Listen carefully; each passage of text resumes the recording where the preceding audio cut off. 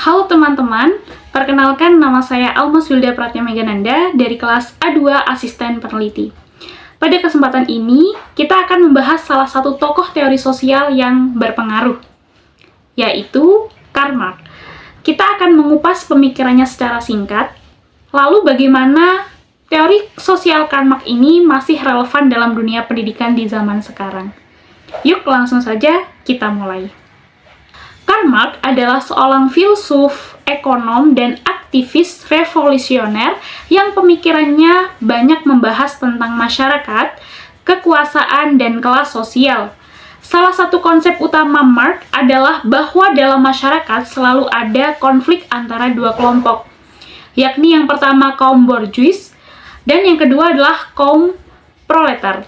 Kaum borjuis adalah si pemilik modal yang menguasai alat reproduksi, yakni yang pertama misalnya pabrik, lahan, kemudian perusahaan-perusahaan.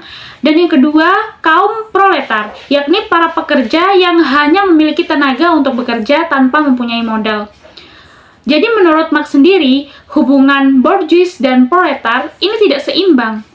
Karena apa? Borjuis berusaha mendapatkan keuntungan sebesar-besarnya, sedangkan proletar seringkali bekerja keras tetapi tidak mendapatkan hasil yang sepadan.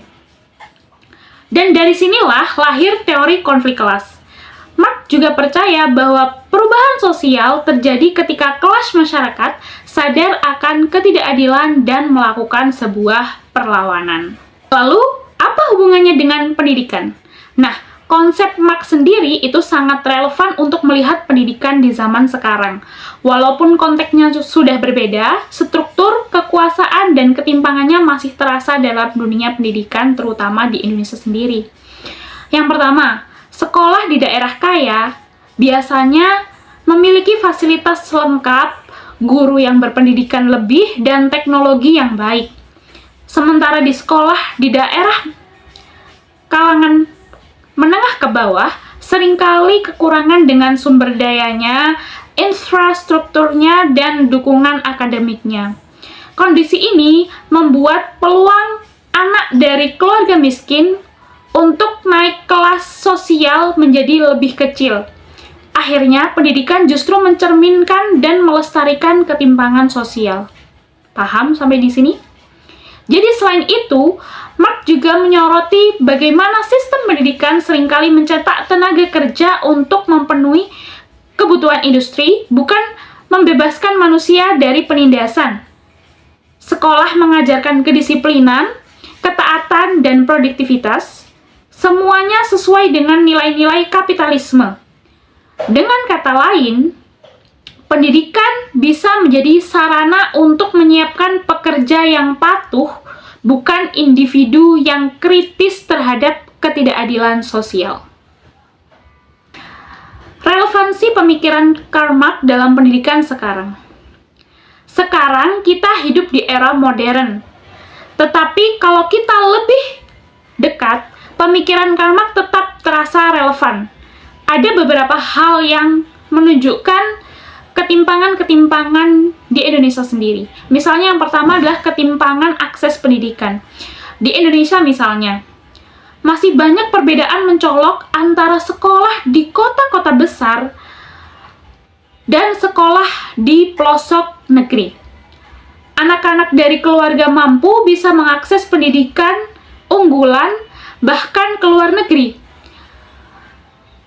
Sementara dari keluarga menengah ke bawah atau keluarga yang tidak mampu, seringkali terhambat oleh biaya, kemudian fasilitas, dan Marx akan melihat hal ini sebagai bukti bahwa kelas sosial menentukan kesempatan pendidikan. Yang kedua, pendidikan sebagai komoditas. Di era kapitalisme modern, pendidikan seringkali dianggap sebagai sebuah barang yang bisa dibeli dengan uang. Lembaga pendidikan berlomba-lomba menaikkan biaya, menawarkan sertifikasi, bahkan menjual status sosial bagi siswanya.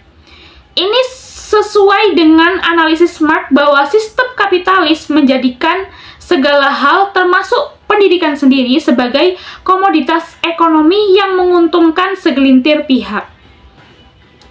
Dari pembahasan ini, kita bisa belajar bahwa teori sosial Karl Marx bukan sekedar kritik terhadap sebuah kapitalisme, tetapi juga cermin dari sistem pendidikan di era sekarang.